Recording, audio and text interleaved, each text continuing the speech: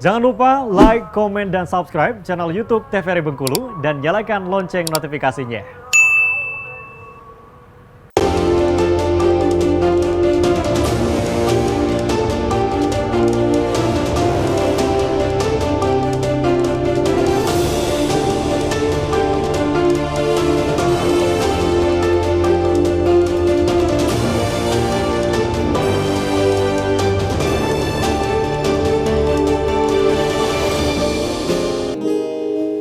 Baik, terima kasih pemirsa masih di Berndo TVRI Bengkulu untuk sore hari ini tentunya dengan tema kita prospek keahlian insinyur dengan narasumber kita yang pertama adalah Profesor Dr. Insinyur Yulfi Ferius MSI selaku Rektor Unihas.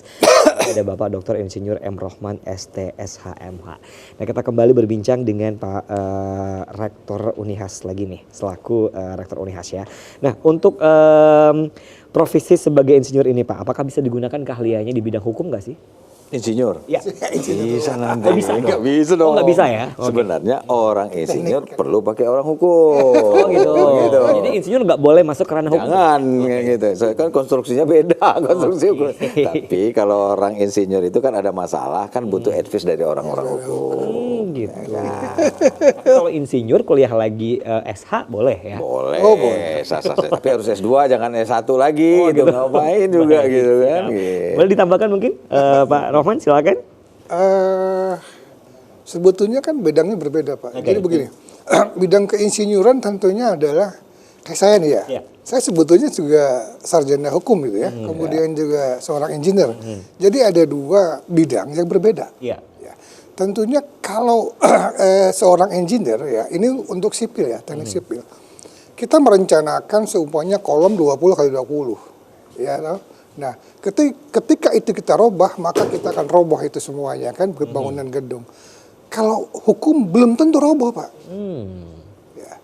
Dia sebetulnya apa yang menyebabkan? Dia harus mencari bagaimana kepastian hukumnya gitu. Jadi tidak meraba-raba. Itu makanya tujuan hukum adalah mencari keadilan dan kepastian hukum. Oke, soalnya menarik nama Pak Rohman adalah Dr. Insinyur M. Rohman STSHM. Ya, betul. Yang kebetulan yang ambil profesinya ini sekarang apa nih?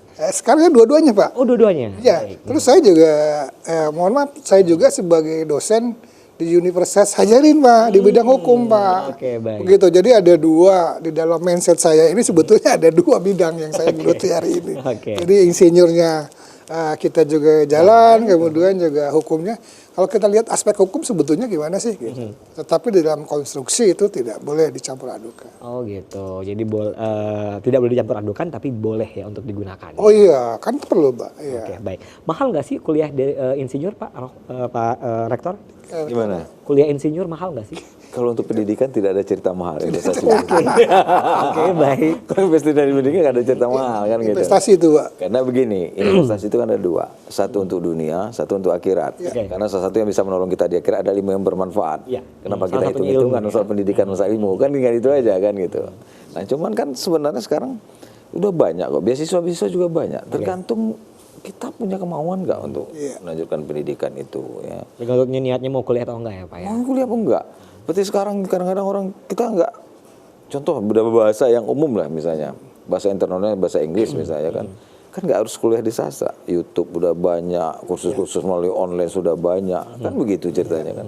Nah ini kan harus kita manfaatkan memberdayakan itu semuanya.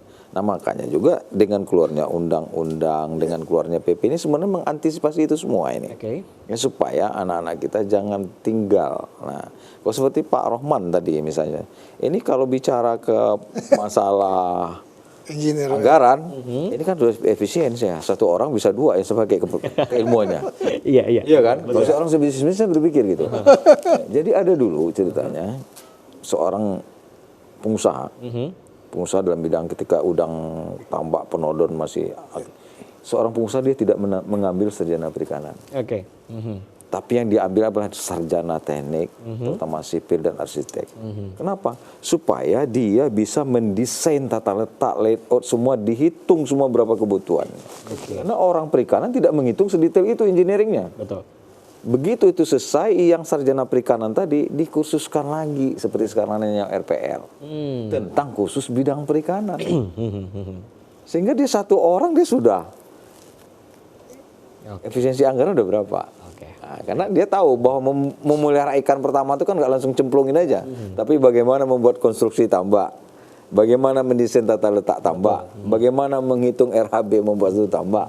Kan gitu aja. Kalau orang ikan kan ngidupin ikan aja, walaupun tahu hitung-hitungan tapi kan tidak sedetail mereka kan gitu kan. Jadi memang harus perlu dimatangkan pikiran. Ya, nah makanya seperti Pak Rohman tadi perlu kita tiru nih, panjang gelarnya.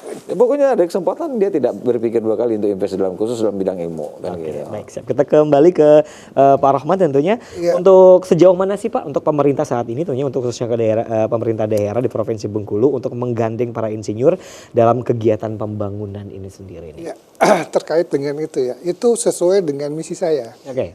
Jadi begini, Mas Fan. Jadi target keinsinyuran kita di Bengkulu, ya, pada saat saya menjabat 2021-2024, itu saya menerima estafet dari pengurus yang lama. Ya, itu insinyur yang di Bengkulu itu baru 200. 200 orang baru. Ya, baru 200 orang.